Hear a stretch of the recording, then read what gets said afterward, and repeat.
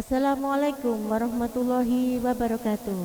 Alhamdulillah, selamat datang pemirsa di podcast Kemenak Magetan.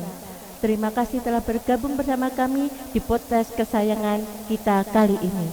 Semoga kita senantiasa diberikan kesehatan dan lindungan Allah Subhanahu wa taala. Amin ya rabbal alamin. Pemirsa yang budiman, bersama saya Hartati sebagai host podcast kali ini yang akan berbincang-bincang tentang peran orang tua dalam pengasuhan anak. Anak merupakan amanah karunia dari Allah Subhanahu wa taala. Untuk itu sebagai orang tua harus berperan penting dalam mendidik, mengasuh dan juga merawat anak dengan sebaik-baiknya sehingga menjadi anak yang berakhlakul karimah dan menjadi anak yang soleh-solehah serta menjadi anak yang berguna bagi agama, masyarakat, bangsa dan negara. Pemirsa yang budiman, kali ini kita akan berbincang-bincang dengan narasumber yaitu Ibu Ratna Dewi SAG. Beliau adalah penyuluh agama Islam dari KUA Kecamatan Karangrejo. Baik pemirsa, mari kita sapa narasumber kita kali ini.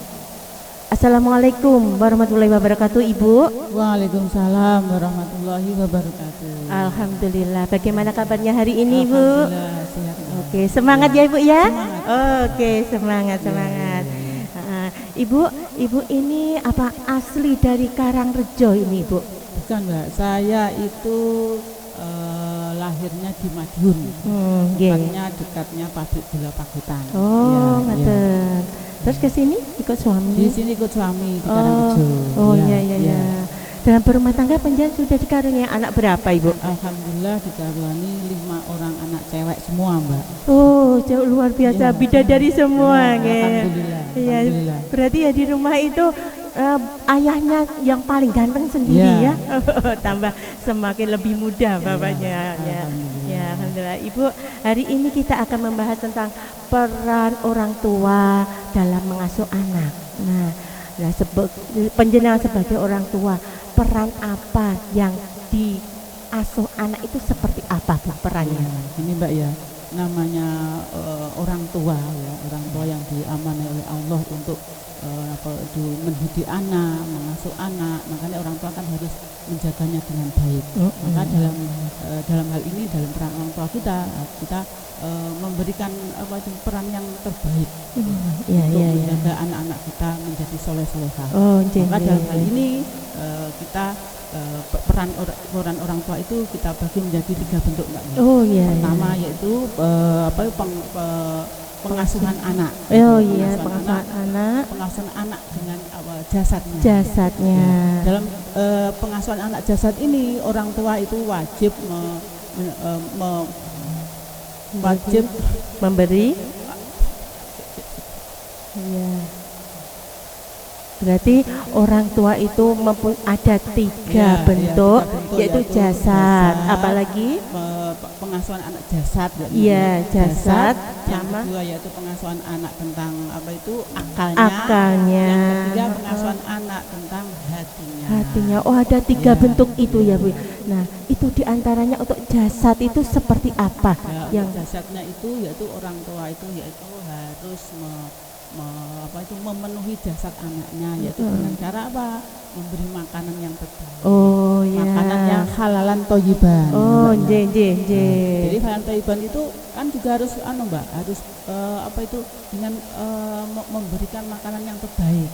Karena jasad itu kalau tidak diberi dengan makanan yang baik, yang thayyiban, karena membentuk anak itu tidak jasadnya juga lemah. Melemahkan anak. Makanya apalagi sekarang ya, Mbak ya, emak-emak yang zaman sekarang, makanan sekarang yang dikonsumsi sekarang, Mbak ya, bagaimana anak makan yang mengandung pengawet, pewarna, pemanis, perasa. Kalau itu dikonsumsi tiap hari, menimbulkan anak-anak kita itu tidak baik jasadnya, menimbulkan sering mendapatkan sakit, Mbak. Sekarang kan banyak anak, makanya mulai sejak kecil ya orang tua itu harus memberikan ASI yang terbaik.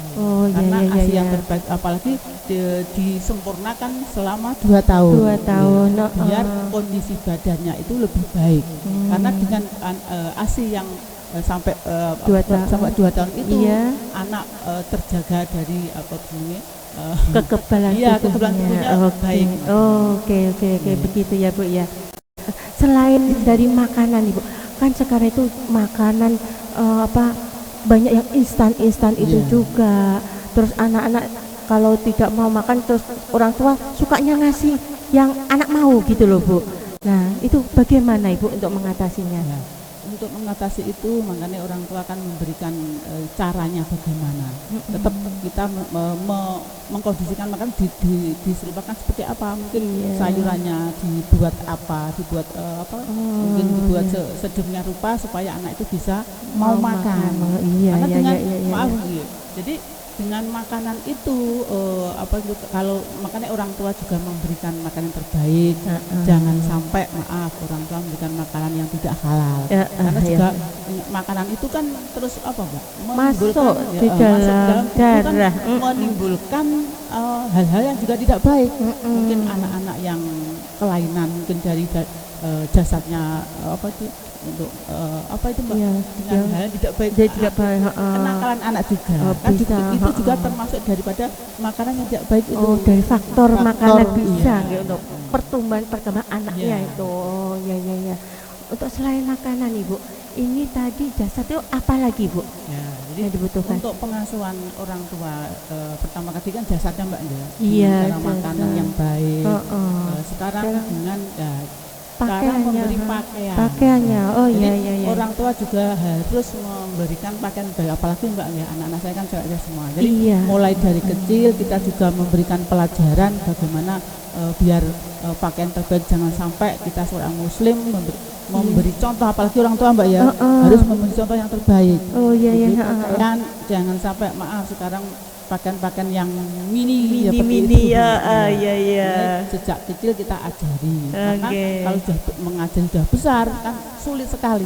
Apalagi kalau untuk pakai Mbak, pakai jilbab kan ada kan sumuk Bu.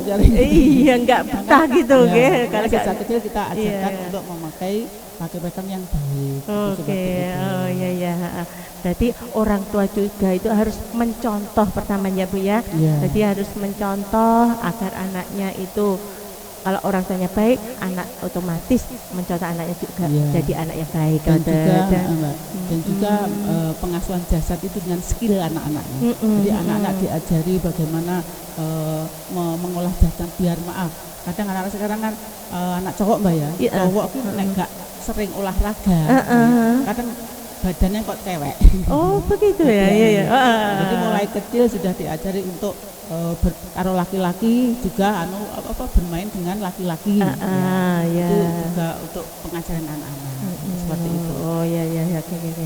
Nah itu berarti kan sebagai anak itu kan bagaikan cerminannya orang tua gitu Oke. Terus Ibu untuk selanjutnya ini yaitu tentang pembentukan tadi sudah jasad, terus sekarang akal. Itu tadi kan pembentukan akal bagaimana? Pertama tadi kan pengasuhan jasad anak, bagaimana jasadnya supaya kuat, sehat. Karena dengan jasad yang kuat itu menimbulkan anak-anak supaya bergairah. Karena seperti itu. Yang kedua yaitu pengasuhan akal. Makanya orang tua dalam pengasuhan akal ini orang tua wajib memberikan pembekalan akal yang baik, yaitu dengan mencarikan pendidikan.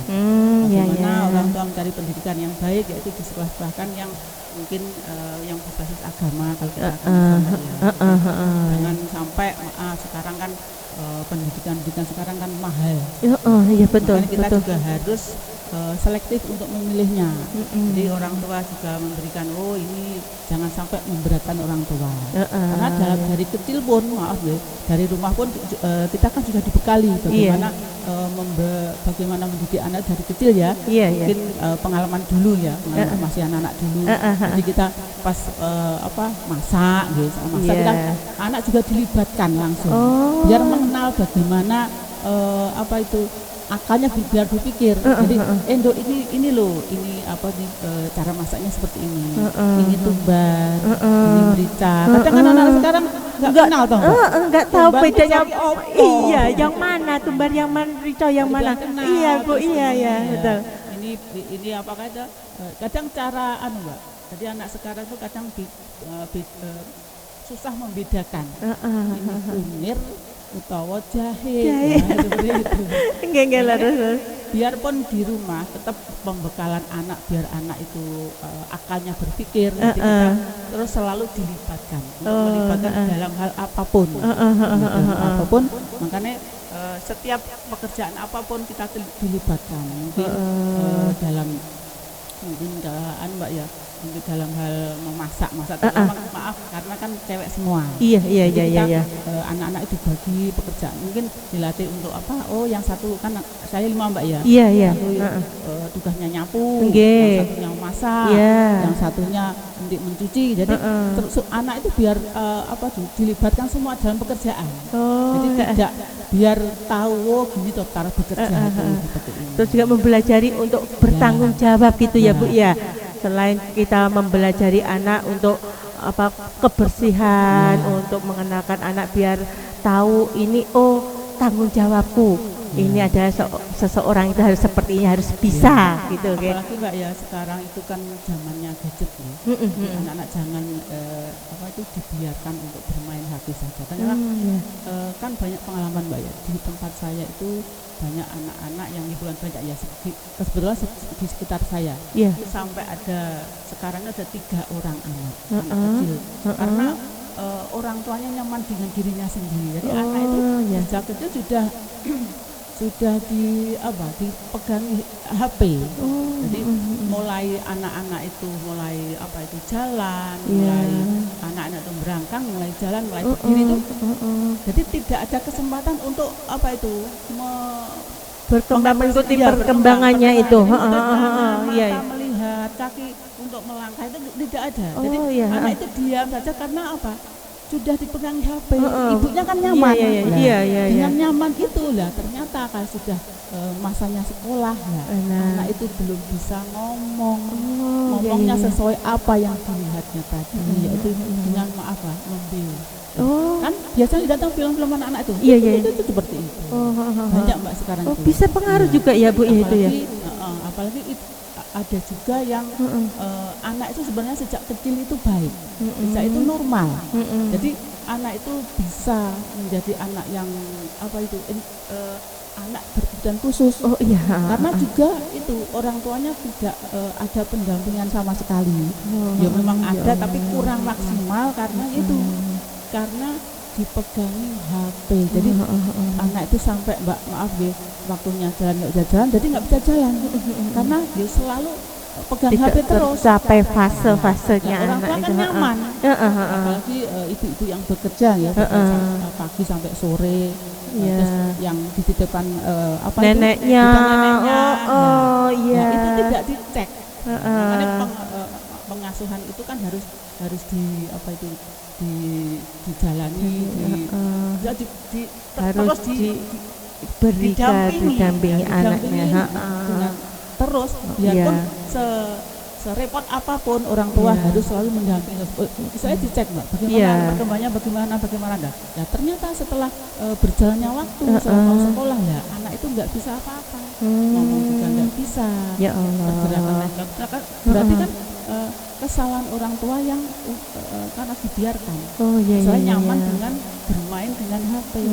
Apalagi sekarang ternyata HP itu bisa membuat anak itu juga bisa menjadi ODGJ. Iya bisa Ibu ya Allah. Ya Allah. Apalagi sampai pernah Mbak matanya itu sampai sakit. Karena kan terus interaksi dengan itu. Kena radiasi yang parah jadi menimbulkan sakit parah. Sekarang anaknya kan juga itu masuk di sekolah inklusif. Oh iya ya. Padahal iya. enggak masalah Mbak, enggak apa-apa. Iya ya. Karena pembiaran anaknya kan aman, nyaman dengan bermain itu. Jadi menimbulkan seperti itu. Oh iya. Iya ya, di Karangrejo itu ada ya Bu ya, sekolah inklusif itu ya. Tepatnya di desa mana itu Bu? Mantren, di Mantren ya. Oh iya. Oh gitu. Jadi panjenengan lebih tahu itu ya. Banyak itu, muridnya banyak yang ABK itu. Malah sekarang inden sampai inden sampai 2008 2007 sudah ada yang masuk sudah penuh, sama kepentingan daftar juga tidak ada tempatnya. Berarti banyak. Kebanyakan itu karena anaknya sudah nggak masalah. Kalau sudah sejak kecil kan biasa kan. Tapi kebanyakan itu juga karena dalam pengasuhan orang tua yang kurang pendampingannya kurang. Ya Allah. Dulu pas makanya kadang saya ada untuk pengalaman dulu anak-anak dalam hal pengasuhan anak gitu. Jadi kalau tentang jasad pasti kan sudah berinteraksi dengan sekarang pengasuhan akal itu kadang waktu liburan murah meriah jadi ya liburan ke kampung ke rumah bayi kan masih pas menanam padi. Jadi ikut kan situ. Jadi ikut nyemplung di dalamnya. Anak-anak mau Bu. Jadi anak tahu bagaimana ternyata nasi itu dibuatnya seperti ini. Jadi prosesnya kan sulit mulai dari menebar benihnya sampai menanam, sampai mengairi, sampai menenainya, sampai menjadi nasi yang sekarang kita makan seperti itu. Prosesnya seperti itu biar tahu anak itu ya. Itu juga sebagai pembelajaran juga, bisa akalnya juga bisa berpikir juga gitu ya. Jadi anak-anak diajak untuk berpikir. Apalagi anak-anak sekarang juga perlu dikenalkan dengan dari rumah ya. Dari rumah itu pertama harus kita ajari bagaimana cara membaca sendiri. Tapi sekarang kan banyak Mbak, ibu-ibu muda sekarang itu anak-anak kecil itu membaca saja. Dileskan Bu, karena orang tua itu repot karo. Repot sendiri orang tuanya nggak mau susah ya. Jadi undangkan guru, terus akhirnya les di rumah privat seperti itu untuk baca. Orang tua itu sebenarnya kan bisa untuk sibuk apapun sibuk apapun tetap kita mendampingi anak-anak. Anak itu kan luar biasa Mbak, aset kita. Jadi surganya anak juga tergantung dari orang tua, nerakanya oleh orang tua. Jadi kalau anak itu sampai menjadi lingkar atau kelainan kan kadang kan juga dari orang tua. Dari orang tua bisa. Malah pernah Mbak dulu saya waktu corona ya, saya kan pernah ya. Waktu corona itu kan pegangannya habis semua online. Iya, sekolah online itu di rumah Bu. Iya. Dan online daring itu kan di rumah terus. Saya kadang lupa Mbak, anak yang keempat itu sampai lupa pendampingannya. Ternyata saya sampai berapa bulan itu ternyata anak saya itu sampai ucapannya agak kasar. Padahal kan di rumah terus. Ternyata saya kan kadang gak apa-apa lah beri HP untuk belajar lah. Ternyata saya kan gak begitu mendampingi terus. Itu melihat hal-hal yang tidak baik. Saya yang teledor. Sampai perkataannya, perbuatan itu liar agak. Gitu ya. Alhamdulillah ya Mbak ya. Alhamdulillah dengan doa ternyata alhamdulillah sekali ya. Doa itu ternyata membuat anak itu bisa berubah. Jadi, ya Allah. Tapi tetap sabar Mbak. Iya. Tetap pintar juga saya mengalami itu. Ternyata ya sabar untuk selalu mendoakan anak. Iya malam saya doakan. Anakku kok yang ngono. Cewek juga. Alhamdulillah sekarang sudah membaik. Sekarang sudah saya pondokkan di Ponorogo. Alhamdulillah saya masuk pondok ya. Kalau sekiranya masih usia balita, usia SD, SMP itu kan masih bisa diarahkan Bu ya. Nah, ya kalau SMA itu kan agak sulit udah. Jadi kalau anak-anak itu masih kecil ya, kalau mulai kelainan, maaf ya, sekarang itu memang ada Mbak. Jadi anak-anak yang maaf, kalau anak laki-laki itu harus apa itu semua yang dilakukan mulai mainannya sampai bukunya sampai anunya itu harus sesuai di laki-laki. Kan ada Mbak, maaf ini kebetulan ya di dekat saya itu kan ada sekolah. Jadi anak itu ternyata anak laki-laki tapi perilakunya kayak perempuan. Ternyata anak itu setiap hari bermain dengan perempuan dan orang tuanya juga membiarkan bahwa mulai dari apa itu Mbak, tasnya gambarnya Barbie, bukunya ternyata loh kok ngene lah, ternyata dari situ jadi kan ada konseling Mbak, anak kok mulai berbeda ya, sampai mulai bermain sampai mulai lah kan seperti anak perempuan ya Bu. Ya Allah, alhamdulillah guru pendampingnya kan langsung laporan kepada kepala sekolahnya, ya Allah kok begini ya, langsung ibunya dipanggil, Bu, mulai ada pendampingan, jadi mulai baju, mulai sampai apa Mbak, kotak baju itu loh, kotak baju, kotak pensil juga gambarnya perempuan. Karena temennya perempuan itu. Hati-hati kan, berarti orang tuanya kan harus selalu pendampingan terus, mengawasi juga. Iya. Ya Allah, sampai bisa. Anak-anak perlu dibimbing terus dari rumah, dalam terutama di TPA, mereka harus memberikan pendidikan yang baik, milih pendidikan yang bagaimana supaya kita itu juga apa itu Mbak, memberikan ya untuk jiwanya biar bagus di dalam akhlaknya juga. Iya bisa. Itu juga kalau kita dari sejak dini anak itu sudah kita kenalkan tentang keimanan, tentang agama, insya Allah itu ada sebagai pondasi pertama kehidupan untuk anak-anak gitu ya Bu ya. Nah jadi anak-anak ya setidaknya ya di TPK kan, dibelajarkan ngaji. Nah itu kan ngaji itu kan untuk kelak besok kalau sampai akhir hayat itu ngaji, bisa untuk ngajikan orang tua juga ya Bu ya. Iya, pengalaman saya dulu Bang ya, juga anak-anak seperti itu. Jadi saya tuh apa itu nih, untuk hafalan kebetulan kan di depan saya kan masjid. Kalau pagi kan untuk pembiasaan anak-anak, untuk hafalan Quran, hafalan hadis. Saya mulai pagi itu anak-anak suka tak mandikan bersih, langsung tak dudukkan di dekatnya anak-anak itu. Karena kan ibunya juga hafal hadisnya. Oh, sampai anak-anak juga kan dikenalkan berinteraksi dengan anak-anak yang itu, anak-anak sekolah itu. Jadi tidak terasa ikut sekolah juga ya Bu ya. Soalnya pengalaman dulu anak saya yang pertama Mbak, anaknya yang kan namanya pertama kan kayak percobaan Mbak ya.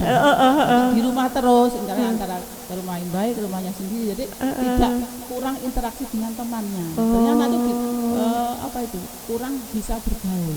Nah, dari pengalaman itu anak saya yang kedua sering saya interaksikan dengan teman-teman yang lain, mungkin bisa sering di PA, saya pakai kebetulan depannya masjid ya, saya ajak ke masjid biar berinteraksi dengan teman-temannya. Jadi bergaulnya tuh mudah bergaul sesama teman seperti itu. Yang pertama kan enggak pengalaman seperti itu. Iya, jadi sosialisasinya sama orang itu cepet yang nomor 2 gitu ya. Nah, itu juga penting ya ternyata ya. Nah, itu juga dari orang tua juga yang harus mendukungnya untuk mengasuh anak seperti itu ya Bu ya. Nah ini Ibu, kalau yang tadi tentang akal, nah sekarang kalau pengasuhan dari hati, nah dari hati itu bagaimana Ibu? Ya, jadi yang pertama kan pengasuhan anak ya, tentang jasadnya.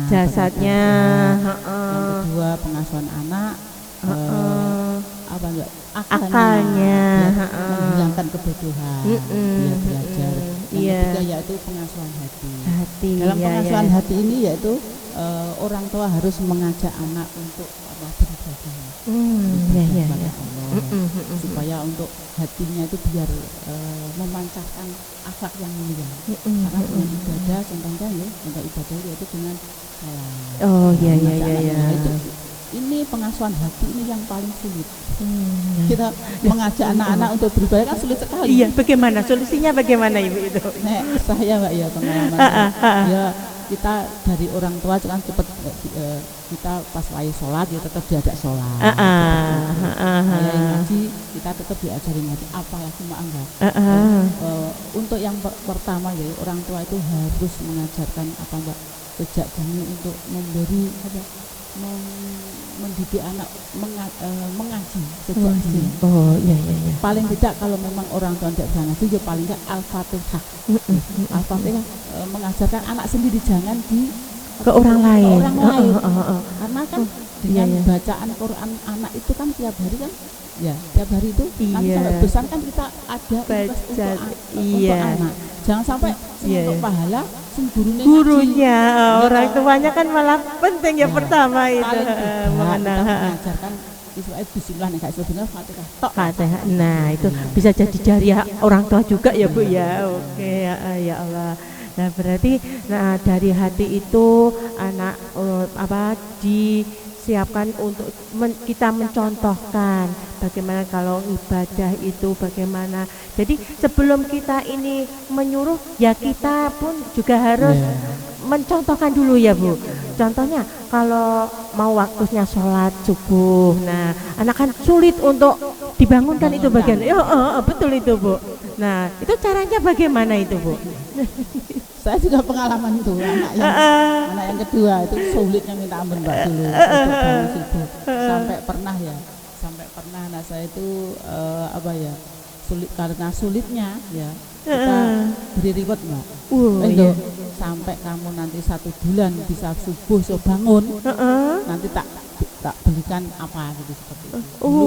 Dulu kan HP Mbak ya, HP. Ternyata ya Mbak, mulai pagi itu, mulai subuh itu dibangun langsung berkah ngadeg. Langsung bangun sendiri. Iya. Oh ya Allah. Semangat. Untuk bangun. Untuk sholat. Kan memang anak kan perlu dikasih reward supaya untuk semangat. Dan jadi dibangkitkan semangatnya. Iya. Pertama pernah juga itu untuk mengajari anak-anak Mbak ya. Pernah anak saya itu kan masalahan Mbak ya, masalah tulis menulis juga dia kan jelek sekali tulisannya. Pernah ya tulisan jelek sekali. Kayak dokter ya, tulisan dokter itu. Soalnya kan gini. Enggak jelek Bu. Kan namanya orang tua kadang kan jarang masuk ke kamarnya. Juga jarang lah. Kebetulan itu saya melihat tulisannya kok koyong ini. Dengan cara itu saya perlu dilatih. Alhamdulillah kan masih kelas 3 Mbak ya. Itu sampai maaf ya, Dok, pokoknya sampai 1 buku harus nulis ini nulisnya. 1 buku nanti saya berikan uang Rp2.000 zaman itu ya. Semangat Mbak. Mau sampai nilainya sampai tulisan sampai baik. Oh ya Allah. Pengalaman sendiri saja. Dan itu anak waktu usia berapa itu Bu? Itu masih SD Mbak. Kalau membimbing anak, mengasuh anak kalau masih kecil kan mudah. Seperti kalau kita menanam Mbak ya, tanamnya bingkong ya, itu meneruskan mudah. Tapi kalau sudah SMA, itu sulitnya minta ampun. Jadi kalau masih kecil jangan cepat-cepat diarahkan ke hal-hal yang baik. Sejak kecil memang saya sudah arahkan seperti itu. Jadi kalau perempuan ya, walaupun kayak apa dengan kalau sekarang kan masih kuliah ya, kuliah pun itu kadang saya cek ya, halo Dok, iya kabari. Iya. Terutama sholat subuh Mbak, karena kuncinya itu sholat subuh. Sholat subuh. Jam apa ora? Enggak boleh. Begitu karena kamu 1 juta dan 20 juta milih di Dok. Tak kasih 1 juta 20 juta milih di. Milih 20 juta. Lah ya makanya sholat subuh. Berjamaah. Seperti itu. Berjamaah. Iya. Kalau berjamaah kan 27. Iya. Kalau nek sendiri kan satu saja. Saya gambarkan seperti itu. Jadi sampai sekarang tuh masih seperti itu, penjena elek nih seperti itu. Sampai sekarang pun. Ya Allah. Sering saya telepon, ayo Dok sholat subuh bangun lagi. Udah Bu. Jamaah ora? Jamaah lah. Karena sudah terbiasa. Nah, terbiasanya itu juga dari ribet-ribet itu tadi Bu ya. Oke. Dalam hal pergaulan pun kan istilahnya karena sejak kecil sudah saya dampingi ya, bagaimana bergaul dengan laki-laki, Iya. perempuan, biarpun dengan temannya kuliahnya tetap aman-aman saja. Karena tahu Mbak, jadi dimanapun berada ada yang mengawasi, apalagi pendampingan itu kan penting sekali. Jadi neng ibaratnya itu gak ada, dua malaikat selalu ada yang mendampingi, yaitu malaikat raqib dan atid. Jadi setiap apapun perbuatanmu, apapun yang kamu lakukan, ada yang menulis. Mungkin kamu akan perbuatan bagus akan ditulis, perbuatan tidak bagus akan tulisan. Jadi anak itu yakin di sini. Jadi punya istilahnya apa Mbak? Keimanan. Jadi saya pantau, saya ya aman-aman saja, tidak masalah. Iya. Jadi kalau imannya sudah kuat, anak itu kalau sudah besar, besok mau bergaul di lingkungan manapun, dia bisa menjaga dirinya sendiri. Mana yang baik, ya mana yang nggak benar. Nah itu tetap bisa menyaring gitu ya Bu ya. Oke, alhamdulillah. Dan untuk saat ini anak panjenengan ini sudah lulus semua apa belum Bu? Sekolahnya sudah Mbak, yang satu pertama sudah lulus kuliah, dua sekarang yang kedua juga proses selesai S2. Wah, Allah subhanallah, semoga bisa berhasil S2-nya Bu. Iya, itu berkat perjuangannya, itu perannya orang tua itu yang kepengen anak sukses itu ya. Semoga sukses untuk anaknya Ibu ya. Oke, alhamdulillah Ibu. Dan ini para pemirsa podcast, bahagia hari ini kita sayang sekali waktu tidak terasa Ibu. Dan untuk berbincang-bincang kita ini sebenarnya masih banyak sekali yang harus kita bahas. Namun waktu yang sudah tidak mencukupi dan itu tentunya masih banyak yang saya sampaikan. Saya untuk berguru pada panjenengan, okay?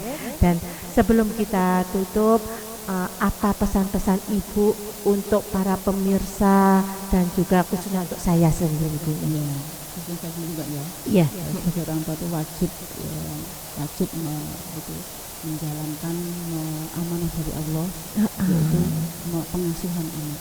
Harus mendampingi anak, karena anak itu aset kita, untuk bisa mendoakan kita, mendidik menjadi anak yang soleh-solehah.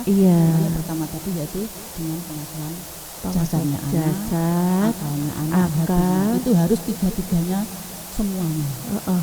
Harus berjalan semuanya ya. Kalau cuma dua saja pun masih kurang Bu ya. Iya, jelas. Iya. Jadi harus yang kalau kepingin anak itu menjadi anak yang baik, anak yang soleh-solehah, nah itu harus ketiga-tiga pengasuhan tadi. Harus semua dipenuhi. Oke, alhamdulillah. Terima kasih Ibu Ratna Dewi. Semoga perbincangan kita kali ini bisa bermanfaat bagi saya pribadi dan bagi para pemirsa sekalian. Baik pemirsa yang budiman, sekiranya cukup sekian dari perbincangan kita kali ini. Semoga bisa bermanfaat.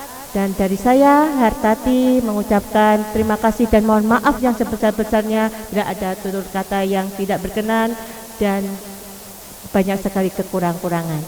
Dari saya, billahi taufik wal hidayah. Wassalamualaikum warahmatullahi wabarakatuh. Waalaikumsalam warahmatullahi wabarakatuh.